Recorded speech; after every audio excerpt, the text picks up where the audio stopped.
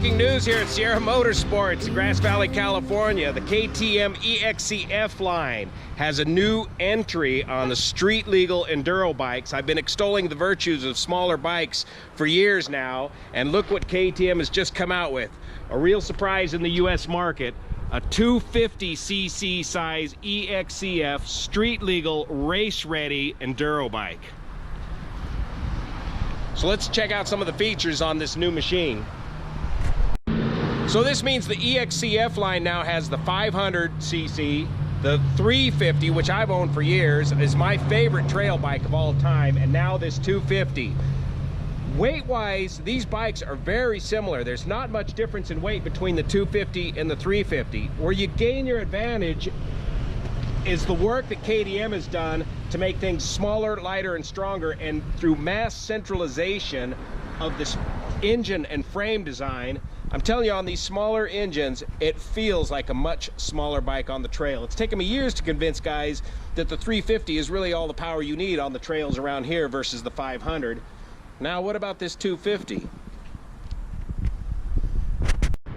One of the first things that strikes you about this is the tires. They got Continental TKC 80s, not the big block style Twinduro tires, but these more kind of enduro looking types. So not the big knobbies that you typically see on these bikes. So starting at the front, we got the 48mm WP inverted forks with the new style of adjustments, rider friendly, real easy adjustments. All the rebound dampening is taken care of by this fork, and all the compression dampening adjustment is taken care of by this fork, making it a lighter, easier to adjust fork system. Of course, your Brembo brakes and your Galper rotors still. It looks like they've improved the radiator fins are a little heavier duty now. They've put the key switch in a logical location right up here now, instead of on the earlier models it was located here on the side of the fork. The throttle now comes with two different throttle plates that you can put in here for a quicker responding throttle if you want. On the European models, they have a mapping switch typically located right here. In the US models, the mapping switch is not included. Here's a neat new detail on the grips now, is you can just undo them. Instead of getting the air hose out and having to blow them off or glue them on, you can just simply remove the left grip.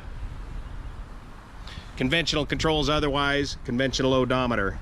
Of course, the fixed mirrors are going to be the first things to break, so you'll want to get a folding mirror pretty quick. Same old KTM headlight, looks like. Now the engine, mass centralization, they've made the transmission smaller. This is something the trials guys have known about for years. The transmission is smaller and tighter, and the stroke is shorter as well. 12,800 RPM redline on this thing. Oil filter right there, oil screen and drain right there. Barrel style shifter now comes stock. They've got the large counter sprocket stock.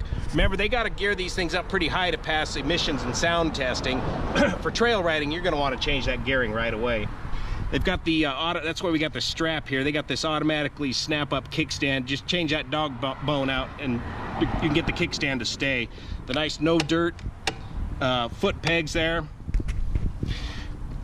2.25 gallon fuel tank. Here's your boost pump located right in here. Here's your fuel filter right in there, and then fuel injection through the throttle body.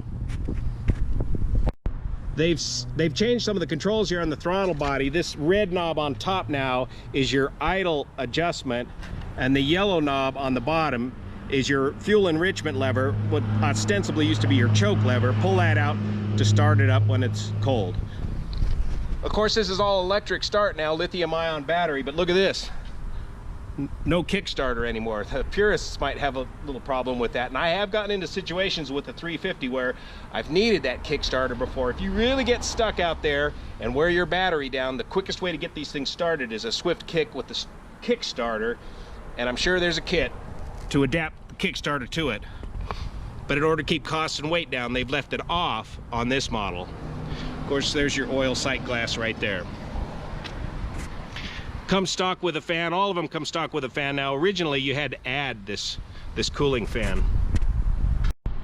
Of course, here's the preload adjustment on the WP Explorer PDS, progressive damping shock on the rear here. Of course, no linkage, just direct.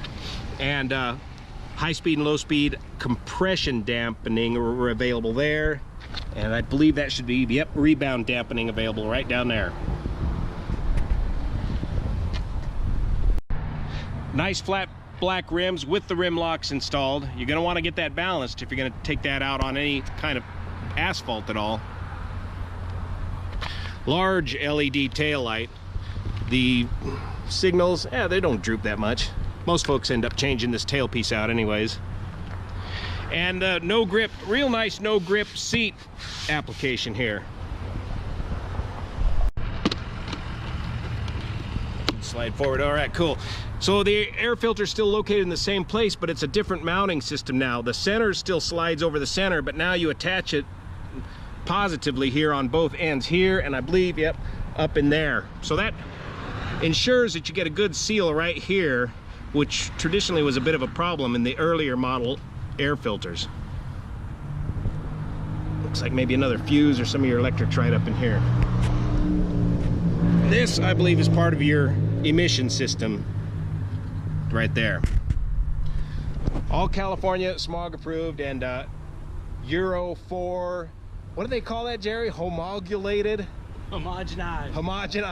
I don't know, but if it's California emissions approved, that's the tightest requirements in the United States and probably in the world, so it's good to go. Of course, they've improved the fender designs over the years for a stiffer fender design.